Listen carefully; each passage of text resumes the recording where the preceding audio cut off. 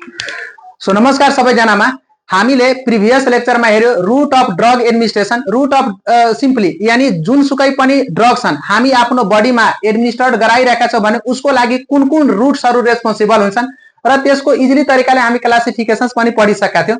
By the way हामीले generally कतिवटा classify गरेका थियौं? दुईवटा, एउटा लोकल अर्को के सिस्टेमिक। लोकल रुटमा मैले एउटै कुरा भनेको थिएँ कि यदि हाम्रो लोकली पार्टमा प्रब्लम भइदियो र त्यो प्रब्लम भएकै ठाउँमा कुनै पनि जुन ड्रग छन् त्यो ड्रग एप्लाई गरियो र त्यो एप्लाई गरेको ड्रग्स त्यही रिजनमा आफ्नो इफेक्ट शो गर्यो र आफ्नो जुन काम छन् त्यसलाई खत्म गर्यो, त्यसलाई हामी के भनिदिन्थे? Local root.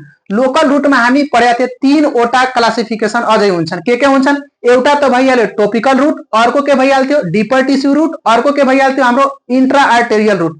यसलाई निमोनिक्सलाई याद गर्नको लागि भनेको थिए लोकल टिडीए।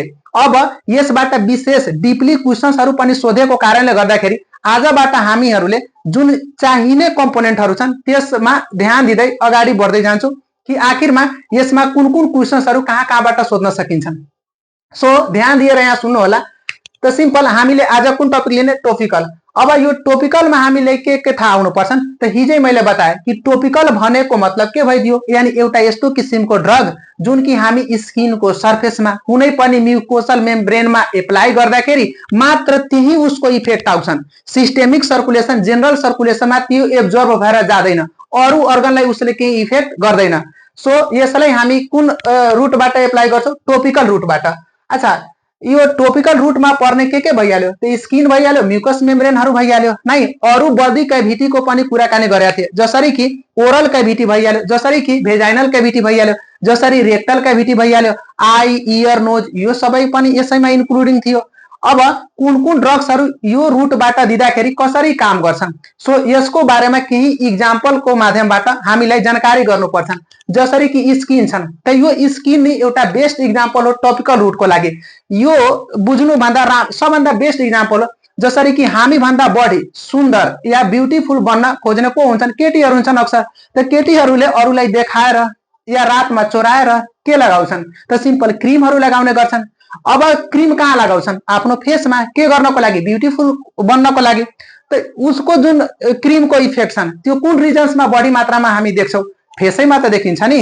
अब उसको हात थोरै गोर भइहाल्छन्, उसको खुट्टा थोरै गोर भइहाल्छन्, नै कुन रिजनमा, जुन रिजनमा लगाइरहेका छन् त्यही रिजन्स त के हुन्छन्? उसको इफेक्टको कारणले गर्दाखेरि जे इफेक्ट देखा परिन्छन् त्यो हामीहरूले हेर्छौं। यस्तैमा अहिले गर्मीको दिन पनि चलिरहेका छन्। मान्छेलाई नि एउटा इन्फेक्सन कमनली भइदिन्छ, धेरै यस्तो मान्छेहरूलाई, खासमा गाउँघरको मान्छेहरूलाई, र त्यो इन्फेक्सनको नाम हुन्छन् के? Fungal infection. त त्यो फंगल इन्फेक्सनलाई हामी आफ्नो भाषामा भन्छौं दिनाई। र त्यो दिनाई रोक्नको लागि नि मान्छे एउटा पाउडर लगाउँछन् है। त्यो पाउडरको कम्पोजिसन हुन्छन् क्लोट्रिमाजोल। के हुन्छन्? क्लोट्रिमाजोल। र त्यो क्लोट्रिमाजोल भनेको मतलब के हो? एन्टी फंगल पाउडर हो। त त्यो एन्टी फंगल पाउडरले कहाँ इफेक्ट दिइरहेका छन्? सिम्पल त्यो सर्टेन रिजन्समा, यानी जहाँ यो फंगसको इन्फेक्सन भएको थियो त्यही रिजनमा गइरहेका छन् र उसले आफ्नो इफेक्ट शो गरिरहेका छन्। सो हामीले स्किन र म्युकस मेम्ब्रेनमा के एप्लाई गर्छौं? वाइन्टमेन्ट भइदियो, क्रीम भइदियो, लोसन भइदियो, पाउडर भइदियो। अच्छा, यो लोसन भन्ने पनि बडा मजाको छ ना। एउटा हाम्रो पुरानो अहिले पनि जुन मान्छे हल्का फोहोरी नेचरको हुन्छन्, जसलाई एउटा नराम्रो किसिमको इन्फेक्सन्स भइदिन्छन्, जसलाई हामी भन्छौं लुतो नै स्क्याबिज।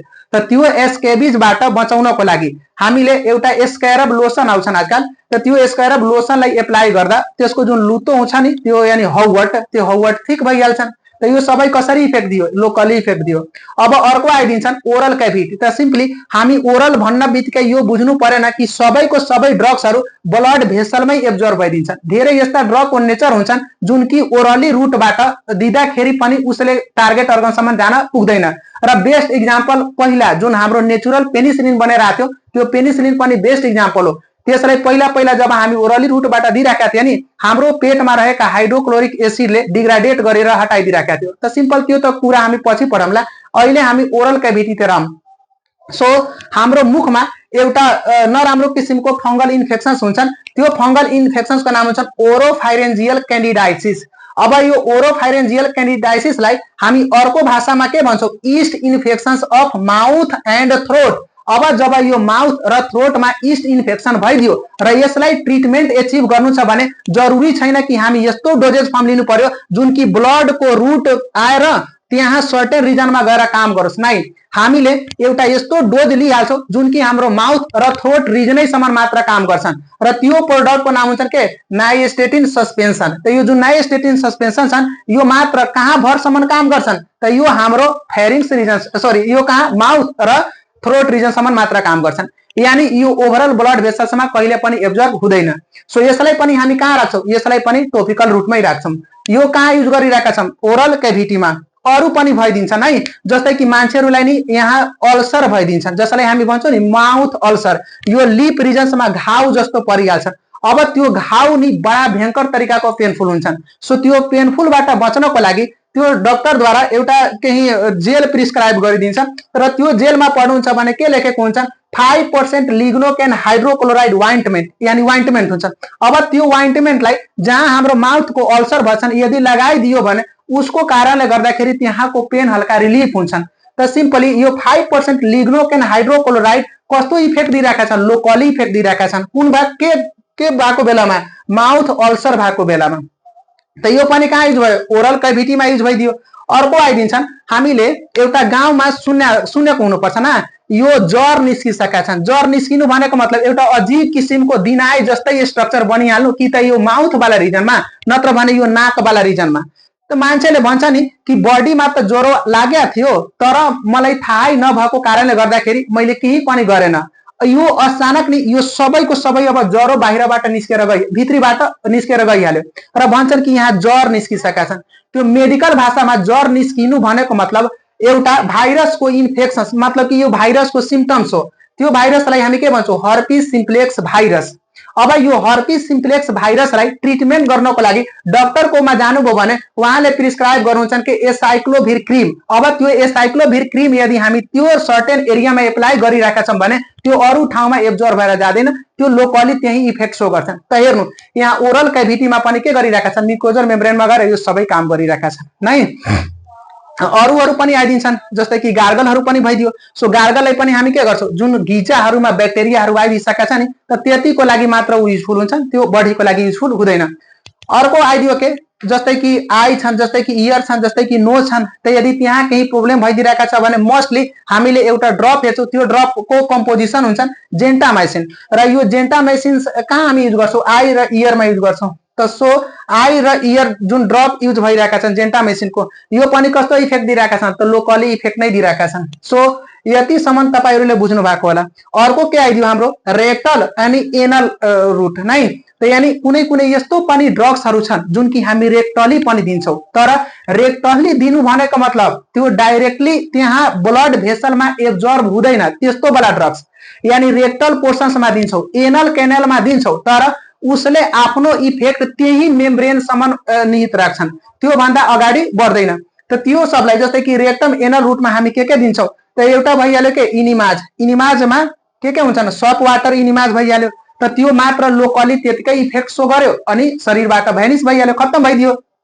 अर्को के भइहाल्यो मिथाइल प्रिनिसोलोन। त यो मिथाइल प्रिनिसोलोन कुन बेला युज गरिन्छ, जब अल्सरेटिभ कोलाइटिस हुन्छन् त्यो बेला, यानी कोलोन्समा अल्सर भइदिन्छन् है, अल्सरको कारणले गर्दाखेरि इन्फ्लामेसन। सो त्यसलाई लोकली ट्रिटमेन्ट गर्नको लागि जुन डक्टरद्वारा प्रिस्क्राइब गरिएको मेडिसिन हुन्छ त्यो के भइहाल्यो मिथाइल प्रिनिसोलोन। त सिम्पली यो हेर्नु रेक्टल एनल केनलमा पनि लोकल इफेक्ट पाइरहेका छन्। हामीहरूले कहाँ ओरल क्याभिटीमा पनि पाइरहेका छौँ, हामीहरूले कहाँ आई इयर नोजमा पनि पाइरहेका छौँ, सँगसँगै कहाँ स्किनमा पनि पाइरहेका छौँ। त ओभरअल जतिसुकै हामी अहिले चर्चा गरे यो सबैको सबै मेडिसिन्सहरू गएर हाम्रो बडीको कि त स्किन नत्र भने कुनै बडी क्याभिटी या त कुनै म्युकोसल मेम्ब्रेनमा गएर लोकली इफेक्ट दिएको कारणले गर्दाखेरि यो सबलाई हामी टोपिकल रुट अफ ड्रग एडमिनिस्ट्रेसनमा इन्क्लुड गरेर राखेका छौँ।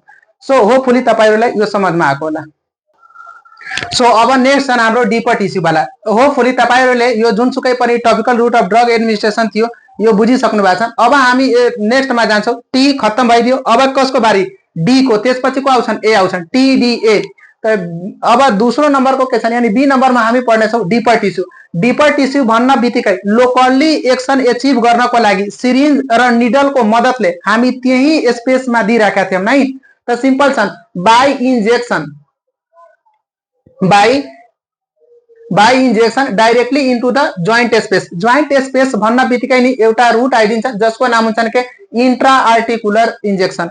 इंट्रा आर्टिकुलर इंजेक्शन यदि तपाईले सुन्नुभयो भने यति बुझ्नु कि जोइन्टमा केही प्रब्लम थियो र त्यो प्रब्लम्सको कारणले गर्दाखेरि त्यहाँ लोकली त्यो एक्सन एचिभ गर्नको लागि इन्जेक्सन्स दिनु पर्यो र त्यो रुटलाई हामी के भनिदिए इंट्रा आर्टिकुलर रुट। यसमा के भइहाल्छ प्लेस्ड इन्टु जोइन्ट, यानी जुन ड्रग छ त्यो ड्रगलाई कहाँ एडमिनिस्टर गराइन्छ जोइन्टको बीचमा, जोइन्टको स्पेसमा। इक्जाम्पल छन् के हाइड्रोकोर्टिसोन। म भर्खरै बताएको थिएँ कि जस्तै रिमाटोइड अर्थराइटिस भइहाल्यो, एक्सेसिभली पेन हुन थाल्यो भने, क्रोनिक पेन हुन थाल्यो भने त्यो बेलामा यो इन्जेक्सन्सहरूलाई त्यहाँ एडमिनिस्टर गराइन्छन्। अर्को आइदियो के intrathecal injection. Intrathecal injections meaning मैले एउटै कुरा बताएँ कि एउटा यस्तो किसिमको डोजेज फर्म यानी ड्रग जुन कि एनेस्थेटिक पर्पस को लागि यूज गरिन्छन् सब एरेक्नोइड स्पेसमा। सब एरेक्नोइड स्पेस भनेको मतलब सिम्पल यही छन् नै, स्पाइनल और सब एरेक्नोइड स्पेसमा। कहाँ जानको लागि सेरिब्रो स्पाइनल फ्लुइडमा जानको लागि र त्यसलाई लोकली के गर्नु छन् हामीलाई एनेस्थेटाइज गराउनु छन्। सो त्यसमा दिने इन्जेक्सनको नाम के भइहाल्यो लिडोकेन। सो जुन एउटा यस्तो इन्जेक्सन कहाँ दिइरहेका छन् सब एरेक्नोइड स्पेसमा, त्यसलाई हामी के भनिदिने इंट्राथेकल इन्जेक्सन यानी इंट्राथेकल रुट।